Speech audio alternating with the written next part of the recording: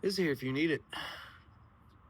I tried to film this twice with the cats and dogs out, but it was getting a little tricky. So, full disclosure, this is take 3.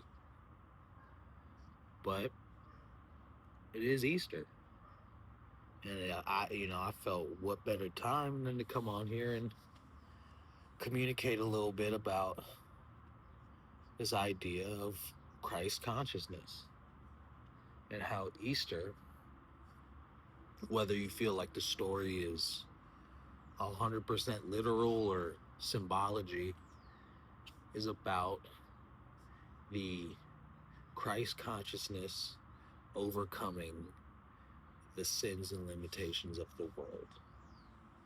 Now, whether you believe that in the literal book text of the Son of God dying, rising 3 days later, he's alive again, or you see it as more of a esoteric work used to describe the processes of the mind on the most uh, symbolic level, wherever camp you sit in, is this idea that despite all, even in the most certain of human conditions, such as death, that this consciousness is still beyond it, that it is still evoking something higher and greater that can't be conquered by the material world. Whichever one you subscribe to.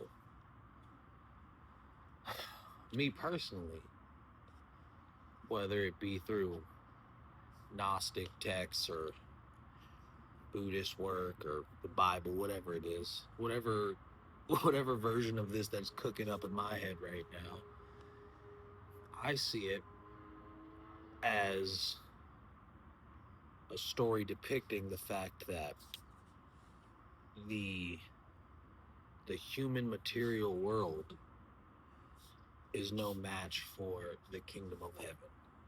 And the kingdom of heaven being you drawing yourself deeper in meditation or whatever towards that oneness. They call it the monad, the all. And that's achieved through presence. That's achieved through leaving your thinking mind.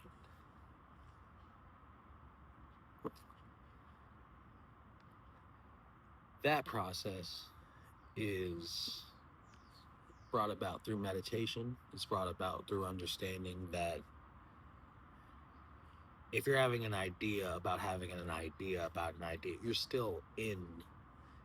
tuned to a different channel. It's the ability to drop the thinking, to actually relinquish the need or care to achieve this state, finding yourself in presence and allowing that antenna to be tuned so you receive. We put so much pressure on ourselves to will an insight to happen. But the truth of the matter is it has absolutely nothing to do with you. Good news, you can get out of the way. It's truly that idea that's going to change your life is on the other side of you just giving yourself permission to receive it. It's giving yourself the permission to just go, dude, I'm a receiver. I am an antenna. And all the greats will practice meditation and go into this void state and make room for what needs to show up with no expectation and no worries. Not because they were more patient or something than us, but on some degree they understood, like, hey, this isn't about, like, in order for me to get what I want out of this, I have to be willing to be okay checking, like, with my hands off the wheel a little bit, you know? I know that could sound crazy to some, especially those who don't meditate a lot, but that's the best way I could say how it feels. leaving your mechanical thinking, loop spinning mind and allowing something else to emerge. But yeah, Easter. So today, think of it as an anniversary of understanding that Christ consciousness is in fact uh, unconquerable by this material world, that your inner world and your inner self is reality, is what actually affects you. Nothing I'm saying is about me just talking. I could just talk this shit and it could sound crazy. It means nothing if you aren't using some piece of it to help articulate your relationship with your inner self. You know, like I could even acknowledge I could watch some of these and be like, bro, like get to the point. But it's I'm not a teacher, I'm a tour guide.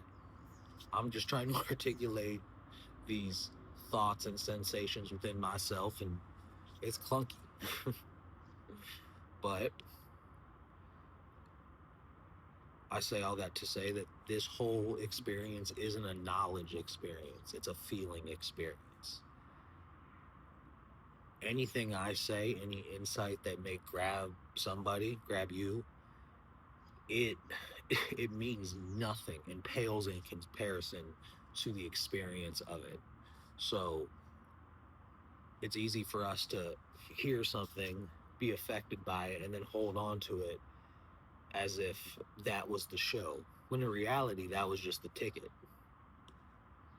Don't limit yourself from having an experience, from taking that into a meditation, uh sitting with it and then letting it go and seeing what comes back.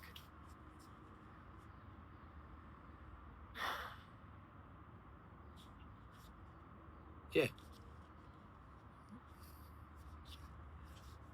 I'm making ribs for Easter barbecue right now.